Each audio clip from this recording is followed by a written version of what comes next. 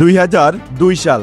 বিশ্ব ফুটবলে তখন কেবল একজনেরই জয়গান, তিনি রোনালদিনহো। ব্রাজিলের সেই জাদুকরি হাসির জাদুকর তখন তার কেরিয়ারের তুঙ্গে। তার ড্রিবলিং আর স্কিলের জাদুতে মুগ্ধ গোটা দুনিয়া।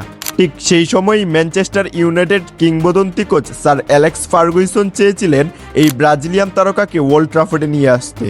আলোচনাও অনেক দূর এগিয়েছিল, কিন্তু শেষ মুহূর্তে ছোট কিছু সমঝোতার অভাবে রোনালদিনহোকে আর লাল জার্সিতে দেখা যায়নি। তিনি যোগ দেন বার্সেলোনায়। ম্যানচেস্টার ইউনাইটেড তখন দিশেহারা। রোনালদিনহোর মতো একজন বড় তারকার রিপ্লেসমেন্ট হিসেবে তারা তখন কাকে দলে নিয়েছিল জানেন? পর্তুগালের মাদেইরা থেকে তারা খুঁজে আনে এক আনকোরা তরুণকে, যাকে তখন অনেকেই মনে করেছিল স্রেফ এক সাধারণ র্যান্ডম খেলোয়াড়।